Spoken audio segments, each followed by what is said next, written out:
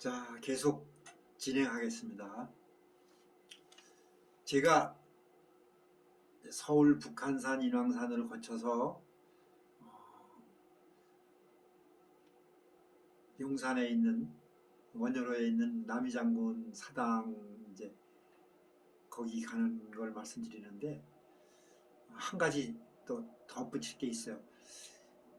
그 인왕산인가 북한산 그쪽에 그 수유리 쪽으로 들어가는데 이제 잘지 생각도 잘 안 나네. 근데 그 도선사라는 절이 있죠. 거기에 그때 갔을 적에 박정희 대통령하고 유경수 여사 영정을 모셔놓은 거로 저는 알고 있거든요. 근데 그때 모 무속인이 그 두 분을 그 뭐라 그래야 되나 무속의 그 신령으로 또 이 모시는 얘기를 하더라고요. 아, 이게 뭐 잘못돼도 참 잘못돼 가는구나 그런 생각을 했었는데 좀 기분이 썩 좋지는 않았었어요. 그것도 뭐 어느 정도지. 물론 무속이 또 어떻게 보면 무속 신앙이라는 것이 결국 조상신과의 연계가 돼 있는 거기 때문에 뭐 그걸 굳이 나쁘다 좋다 뭐 따질 건 아니지만 너무 좀 무분별하게 그러면은 안 된다는 것이 제 생각이었어요. 그래서 제가 이제 원효로에 있는 사당에서 인사를 드리고 거기 온 김에 저는 며칠 있을 생각을 하고 그 근처에서 숙소를 잡았어요. 그래서 거기서 무슨 정관인지 생각은 안 나는데 한 2박 3일 정도 이상은 하려고 생각했었는데 전 사실 뭐 우리 문중의 조상님이시기도 하지만 제가 또 이런 무속관계에 이제 공부를 하다 보니까 특히 나는 남이 장군님은 정말 애정을 갖고 더 좀 뭐 집착할 정도로 그렇게 모셨습니다. 참. 근데 여관에서 이제 하루 자는데 그날 이상한 현상이 생겼어요. 그 침대에 누워서 내일 계획에 대해서 이렇게 생각을 하고 명상을 하고 있는데 갑자기 정말 우렁찬 목소리로 웬 할아버지가 호통을 치시더라고요. 물론 이것도 나만의 그 느낌이죠. 근데 그게 누워있 약간 제가 그 쿠션을 놓고 이제 뒤쪽으로 조금 누운 상태에서 봤던 것 같은데 천정에서 들리는 목소리였어요. 나는 어떻게 생각했냐면 그때 이제 계획을 서울 거쳐서 내려가서 뭐 지리산, 계룡산으로 해서 뭐삥 둘러서 이제 왜 그 제자들 다니는 코스죠 뭐 지리산 저 모악산 뭐 해가지고 그렇게 코스를 잡고 이제 계획을 짜고 있는데 그냥 우렁찬 소리가 들리면서 호통을 치시는 거라. 뭐라 그랬냐면은 다 이제 그만하고 부산에 내 처한테 가라. 전 진짜 깜짝 놀랐어요. 이 방송 처음서부터 보신 분들은 알지만 저는 이미 법적 도장 안 찍었을 뿐이지 이혼한 상태잖아요. 그리고 이제 좀 다 잊어져 가는 마당인데 이게 무슨 말씀인가? 내 처가 지금 너무 아프니까 가서 처를 돌보고 어? 사람의 도리를 해라. 아우 충격이 컸어요. 저 지금 공부 중이고 내가 이제 조금 뭐라 그럽니까 이런 거를 이제 앙살이라 그러나 그랬더니 뭐 그냥 더 무서운 엄한 목소리로다가 호령을 하시더라고요. 빨리 가라. 그것을 저는 몇 년 후에 알았어요. 그 이유를.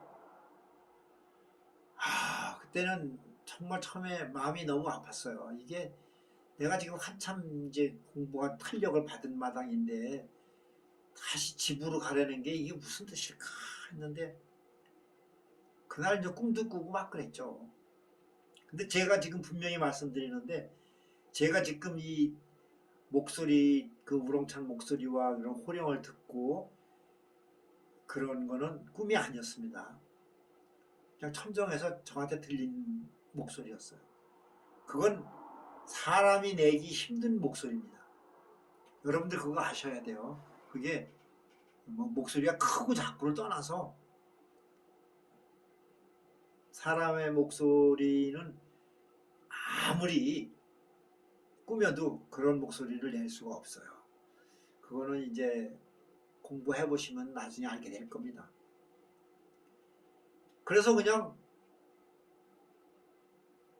꿈까지 이제 꾸고 나니까 뭐냐 내가 도 닦고 이렇게 이제 다니는 거는 물론 큰 일이죠. 좋은 일인데 사람이 혹시라도 여러분들 중에서도 저 같은 처지에 처한 사람들이 있을 수도 있어요. 대개가 이 신제자들은 이 가정 불화는 이게 아주 당연한 수순이잖아요. 우선 신제자가 되면은 배우자와의 관계를 단절시키잖아요. 그리고 경제적으로 참 힘들게 만들고 뭐 하여튼 힘들죠. 그런 것들이. 그러니까 모든 주변의 인연들이 다 끊어지잖아요. 그렇게 돼야 이제 공부를 잘하니까 열심히 하니까 춥고 배고파야 하지. 배부르고 등 따시면은 누가 고생하면서 다니면서 기도하고 하겠습니까? 그러니까 다 이유가 있는 거죠. 내가 도를 닦으러 다니는 거는 결국은 나를 위해서야. 육체적으로는 좀 피곤할 수도 있지만 그리고 뭐 돈을 싸들고 다니는 것도 아니니까 그렇지만 마음 편하잖아 다니면서. 그런 도 닦는 데는 게 좋은 일이기도 하지만 본인이 본인을 닦는 거잖아요. 그러니까 어떻게 보면 내 처지에서 봤을 적에는 이기적인 거야. 나한테 인연이 된 사람들은 힘들게 하고 그러니까 즉 무슨 얘기냐면 내 처는 지금 아주 몸도 아프지만 내가 돌보질 않으니까 뭐 극심한 경제 뭐라 해야 되나 경제적인 문제에 빠져 있는 거고 생활고에 몸까지 아프니까 그러면은 원인이 뭐냐 이거지. 물론 둘이 안 맞아서 이제 싸우고 그래서 헤어지기로 했지만 어쨌든 나를 만나서 그렇게 된 거 아니야 결론은. 그런데 내 한 몸 빠져나가서 도 닦으러 다니면 나는 편하지만 한 사람은 불행해진 거거든. 여러분들도 이거를 잘 아셔야 돼요. 우리가 큰 뜻을 품고 이렇게 다니면서 도를 닦고 공부를 한다고 하지만 정작 내 배우자나 기타 자식들이나 이런 사람들은 나 때문에 또 고생을 하는 거야. 그러면 내 가솔들을 힘들게 하고서 나가서 큰 뜻을 펼친들 얼마나 하겠냐는 거야. 왜? 수신제가라는 말도 있잖아요. 그런 것들이 꿈에까지 나타나니까 못 견디겠더라고요. 내가 큰 깨우침을 받았어요. 그래서 두말 안 하고 이제 경남 양산으로 다시 갔습니다. 그냥 그리고 아무 얘기도 안 했습니다. 그냥. 근데 이 사람도 마치 내가 올 것을 예상했던 것처럼 말을 하더라고요. 나중에 이제 얘기를 들어봤는데 이 사람이 이 사람도 나 비슷하게 그 시기에 꿈도 아니고 그냥 천정에서 뭐 이상한 허연 옷 입은 할아버지가 무슨 얘기를 하더라는 거야, 말씀을. 그러니까 이제 내가 올 거다 뭐 이런 얘기겠지. 그리고 이제 잘해라 뭐. 그래서 내가 가서 난 참 어색했어요. 정말 안 본 지도 오래됐고 그리고 인연이 이제 끊어진 거로 생각했는데 우린 다만 이제 법원에 가서 도장 안 찍는 그것만 남았지 벌써부터 부부로서의 인연은 뭐 옛날에 끊어진 거거든. 그런데 뭐 내가 들어가서 그냥 다른 얘기도 안 했어요. 내가 잘못했다. 그러니까 내가 여기서 살면서 우리가 뭐 부부관계를 내가 지금 지속하고 싶어서 온 게 아니다. 그러니까 나도 뜻한 바가 있고 어떤 가르침이 있어서 온 거니까 거부하지 마라. 내가 생활비를 이제 정상적으로 내줄 테니까 그리고 몸부터 치료하고 좋은 얘기를 했어요 제가. 그때 그냥 쾌히 받아들이더라고요. 고맙다고. 그러면서 자기도 이제 그 할아버지한테 들은 얘기가 있으니까 그러면서 이제 그러니까 묘한 그런 이제 동거가 시작된 거지. 정말 그 부부관계 없었어요. 그냥 내는 내 방 하나 따로 해가지고 그리고 거기서 기도하고 주로 이제 공부하고 또 아침에는 나와서 제가 철학관을 차렸어요. 이제 그 뭐 돈도 많지 않았고 하지만 도움도 받고 이래가지고서 철학관을 차려가지고 생활을 하려니 내가 뭐 할 게 이제 없잖아요. 기술이 있는 것도 아니고. 그래서 이제 철학관을 차려가지고 거기서 나오는 수입으로 이제 집사람한테 주고 그렇게 시작이 된 거지. 그런데 철학관도 그런 대로 잘 됐어요.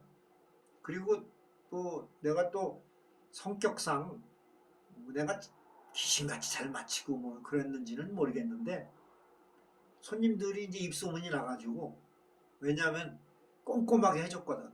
그리고 내 그 성격상 그냥 대충은 못해요 우리가.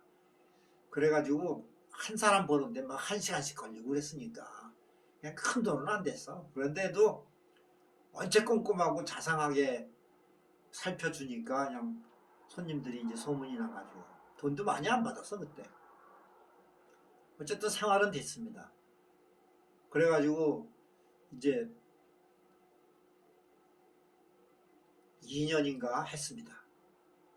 그래서 이제 저도 그때 또 그 명리학 공부를 다시 또 그러니까 남 봐주면 사주 봐주면서 이 명리학 하시는 분들 뭐 아시겠지만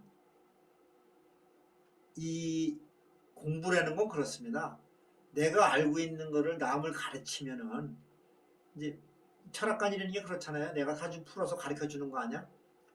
그런데 그런 뭐 자세한 내용은 얘기하면 또 길어지고 그런데 내가 누구를 가르쳐 주거나 뭐 얘기를 해주면 나도 그만큼 또 늘어요. 공부가 그만큼 느는 거야.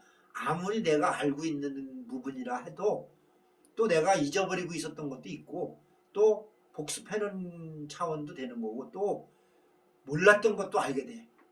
그래서 이 공부라는 거는 끝이 없는 거야. 그래서 남 가르치는 거를 굉장히 그 공부의 어떤 단계로 봤을 적에는 상당히 그 상위 단계로 봐야 돼요. 그러니까 여러분들도 혹시 명리학이나 이런 공부하시는 분들 있으면 통변이라 그러죠. 사주를 다 뽑아서 설명해주고 하는 거는 통변이라고 그러는데 그거를 자꾸 그 훈련을 해야 돼. 그건 또 나중에 이제 명리학 관련 얘기하게 될 때가 올 거예요. 그때 또 얘기해 드릴게요. 그래서 제가 2년 조금 더 했어요. 그러면서 생활은 됐는데 참 이게 운명인지 진짜 운인지 아니면 귀신의 장난인지 그런 일이 또 생겼어요. 제가 그러니까 어느 날 철학관에 앉아서 이제 책을 보고 있던가 하여튼 뭐 무슨 생각을 하고 있는데 손님 없을 때 갑자기 내 스스로 이런 생각이 드는 거야. 야, 내가 이거 뭐 하는 거냐? 내 뜻은 지금 큰 그런 민중계몽 이런 데에 뜻을 두고 있었는데 이거 철학관에 앉아가지고 사람들 사주나 봐주고 뭐 보통 하는 말로 사주쟁이밖에 더 되냐 내가 돈 몇 푼 받고 사람들 사주 봐주고 뭐 비위 맞춰주고 그게 갑자기 실증이 나기 시작해지는 거야. 이런 일이 있을 수가 있어요. 그때 물론 제가 털어버리고 다시 계속 그냥 열심히 할 수도 있지. 근데 그거는 또 장담 못해. 어쨌든 그런 생각이 한번 오니까 이게 이제 남 사주 봐주고 하는 게 싫어지더라고. 무엇보다도 나는 남의 사주를 봐주고 그걸로 대가를 받는 것이 싫었어요. 나는 사주를 그냥 정말 무료로 풀어주고 싶어. 어려운 사람들. 물론 돈 많은 사람들, 높은 사람들을 상대하게 되면 뭐 손이 작아서 못 받나? 몇백만 원, 몇천만 원도 받고 싶지. 그런데 보통의 이 서민들은 내가 돈 받고 싶지가 않았어. 그 몇만 원, 뭐 1인당 3만 원, 5만 원 그때 그랬는데 그거 받는 거 무슨 큰 돈이 되겠습니까? 솔직히 돈으로 따지면. 그리고 그 자체가 싫었어. 그래가지고 그때부터는 또 확 몰려오더라고. 이건 안 되겠다. 정리하자. 그렇게 된 거예요. 이제 그 다음 얘기는 그 다음 시간에 또 할게요.